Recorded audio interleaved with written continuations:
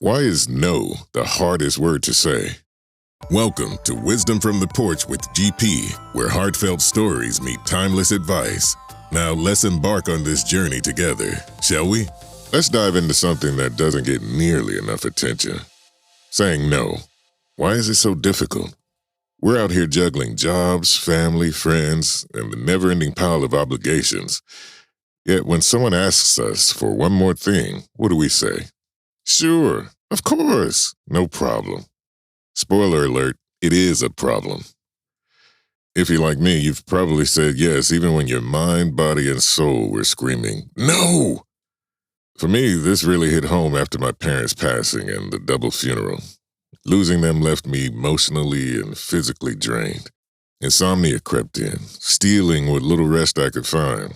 My creativity flatlined. Creating content felt impossible, and my love for singing, something that used to be my lifeline, faded into silence. But even in the thick of it, it was still sometimes hard for me not to say yes. Sound familiar? If you've ever felt overwhelmed, but still couldn't bring yourself to turn something down, this episode is for you. Let's talk about why setting boundaries matters, how to say no without feeling guilty, and how to prioritize yourself without losing your relationships or your sanity. Here's the thing about saying no. We've been taught to associate it with selfishness. Somehow along the way, we got the message that saying yes makes us good, a good friend, a good employee, a good partner, a good person. Saying no, that makes us the villain, right? Wrong. The truth is, saying yes to everything is a recipe for burnout. And yet so many of us still say yes because we're afraid of letting people down or being seen as unreliable. We want to be there for everyone, to say, I've got this, even when we really don't. But here's the kicker. When you say yes to things you don't have the capacity for, you're saying no to something else. And that something is usually your own well-being. For me, I kept saying yes to things like helping friends, responding to every email, or taking on extra projects, even though I was running on empty. I didn't want to let anyone down, but I was letting myself down instead. Saying no doesn't mean you're selfish. It means you're prioritizing what's best for you. And honestly, that's something we all need to practice more often.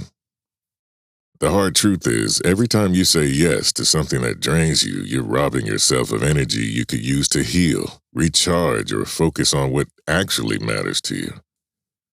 After my parents passed, I found myself kind of trapped in the yes cycle. People would reach out asking for help, support, or even just a favor, and I couldn't bring myself to say no. I was already dealing with insomnia and the weight of grief. But instead of creating space for myself, I kept piling more onto my plate. What nobody tells you is that saying yes can hurt. It can hurt your mental health, your creativity, and your ability to show up for the people who truly matter. I'd say yes to a project only to find myself too burned out to finish it. I'd say yes to plans only to cancel at the last minute because I was too emotionally drained to leave the house. I'd say yes to plans, only to cancel at the last minute because I was too emotionally drained to leave the house. And the worst part, every yes came with guilt, and every no felt like failure. The conflict is real. How do you say no without feeling like you're disappointing everyone around you? Here's the good news. Learning to say no isn't just possible, it's empowering. Setting boundaries isn't about shutting people out. It's about making room for the things that matter most. Here's how to start practicing the art of saying no. Be honest, not apologetic. When you say no, you don't have to apologize or over-explain.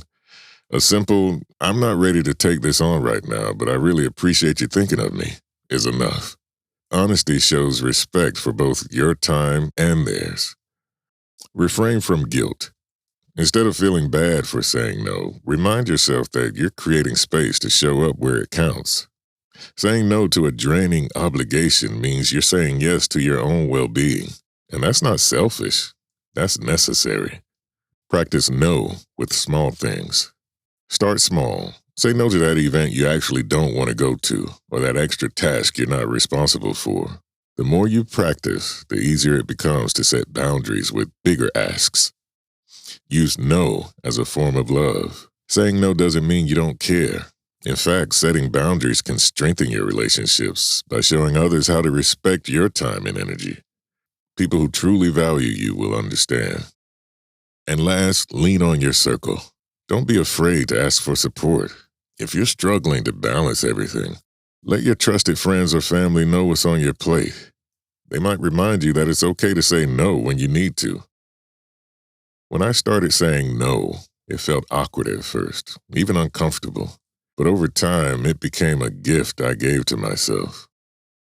Saying no freed up energy to focus on healing, reconnecting with my creativity, and finding small moments of peace.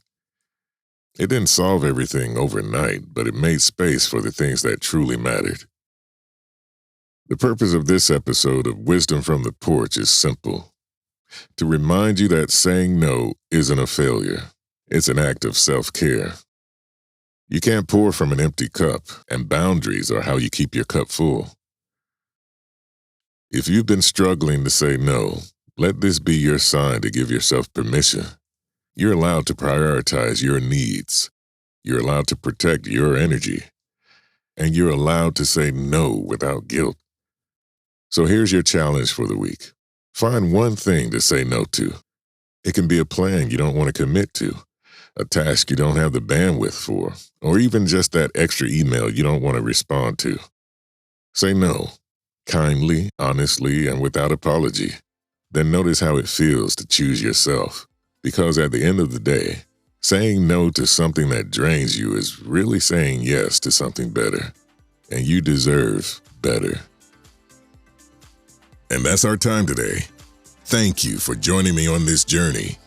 If you'd like to get in touch with me, email me at chatswithgp@gmail.com and follow me on my socials under the name thatbassvoice. And remember, no matter where life takes you, from my heart to yours, keep thriving.